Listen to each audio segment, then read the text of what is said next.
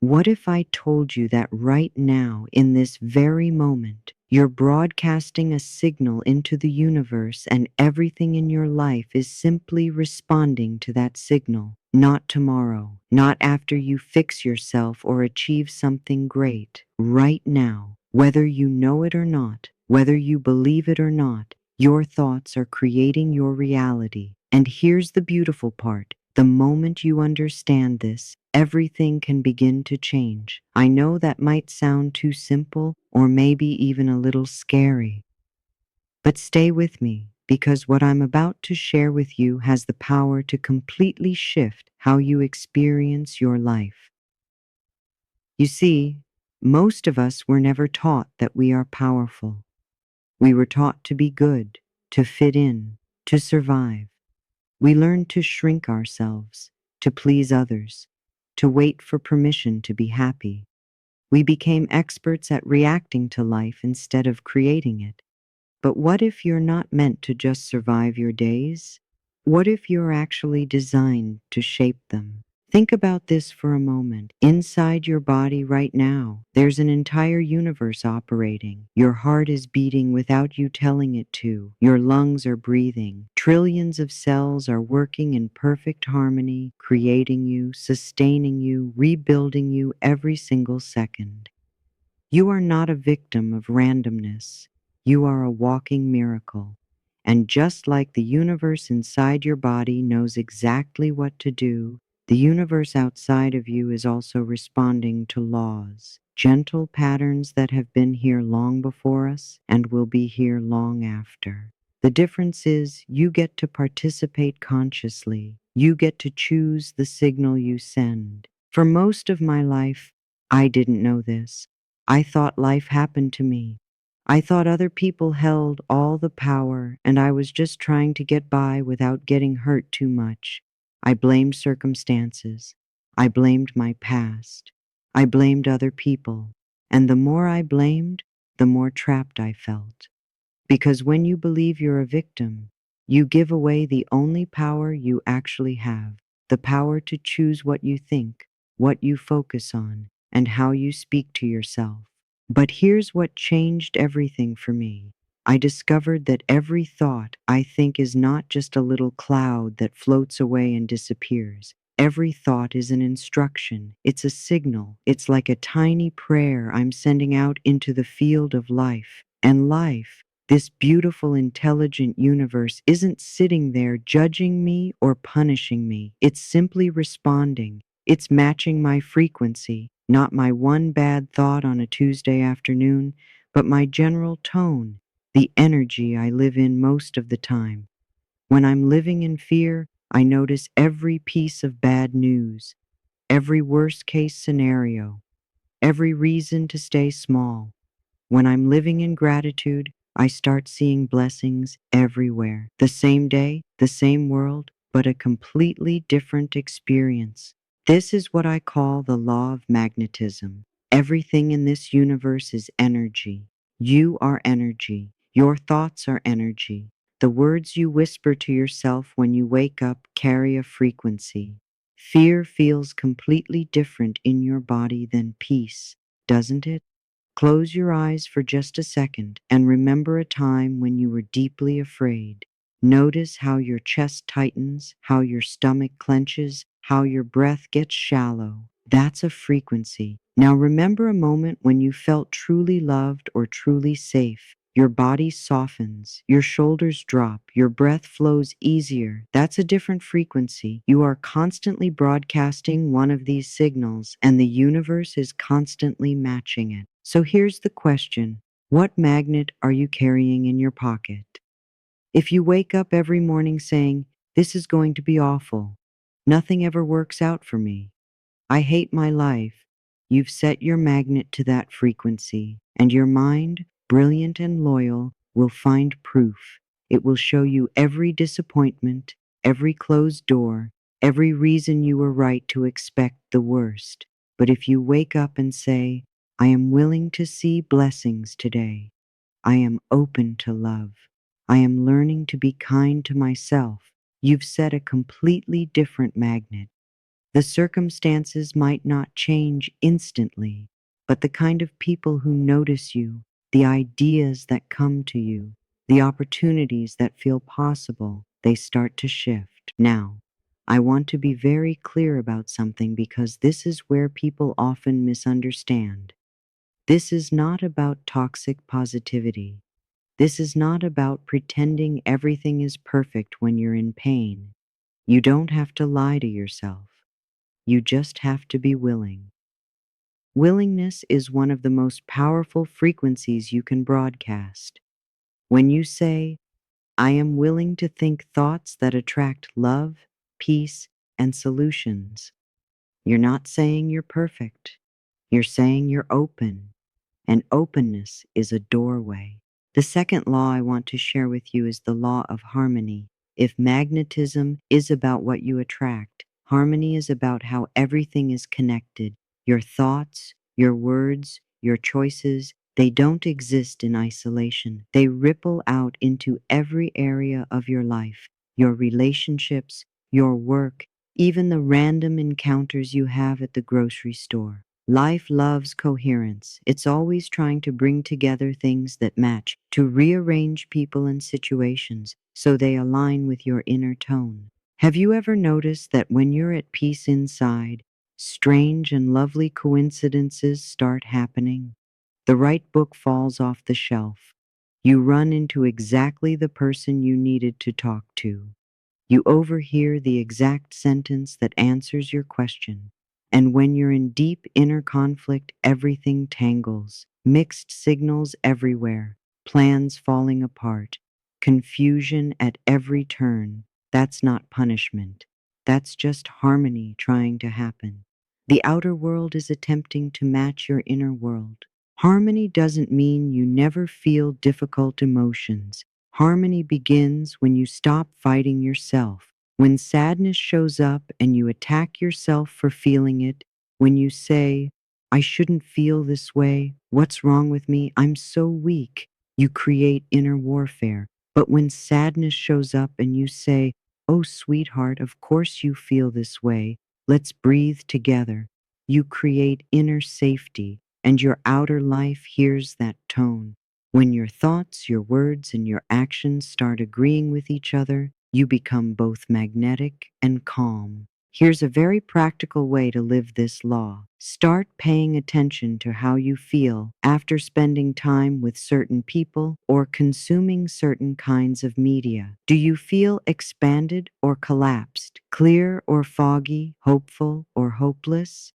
Harmony doesn't mean judging others. It means being honest about what impacts your energy. You deserve to choose environments, books, music, conversations, and habits that match the life you're trying to create. And here's something powerful. Talk to yourself kindly, especially when you make a mistake. Instead of saying, I'm so stupid, try, I am learning. Next time I'll choose better. Instead of, everything is a mess, try, I am in the middle of rearranging my life and that's okay. These small shifts create an inner harmony that life can easily respond to. The third law is the law of right actions. If thoughts are invisible energy, actions are thoughts in motion. Every choice you make, what you say, what you do, what you refuse to do, is a little vote for the kind of universe you believe you live in. When you act from bitterness, you're saying, this is a harsh world and I must protect myself by being harsh back. When you act from love, even in small ways, you're saying, I trust that kindness is safe. I trust that I am supported. Right actions don't have to be grand. They can be tiny. Drinking water when your body asks for it instead of ignoring the signal. Saying no to something that depletes you even if people are disappointed. Speaking up for yourself in a calm way instead of silently resenting.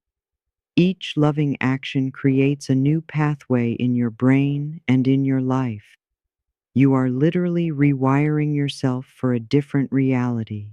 Now, I want to give you 5 core thoughts. Think of these as seeds you can plant in the garden of your mind. You don't have to memorize them all at once. Just let one speak to you and practice it gently. The first thought is, I love and accept myself completely and unconditionally. This might be the hardest one because most of us were raised with conditional love. We learned that love had to be earned, that we had to be good enough, perfect enough, successful enough to deserve it. But you are a living being. You don't have to earn the right to breathe. You don't have to earn the right to exist. Loving yourself is not arrogance. It's the foundation. When you start your day by placing your hand on your heart and saying, I love and accept you exactly as you are right now, you stop the war. You tell your nervous system, it's safe to be me. The second thought is, I deserve all the good that comes to me. So many of us have a strange relationship with receiving. We push away compliments. We reject help. We feel guilty when something wonderful happens. But the universe is not a stingy parent rationing out love. It's abundant. It wants to give to you. When someone offers you kindness and you say, no, no, I can't accept that, you're teaching your subconscious that you're not worthy. But when you take a breath and say, thank you, I receive that, you open a door. The third thought is, I am worthy of every good thing in life, and I am ready to receive now.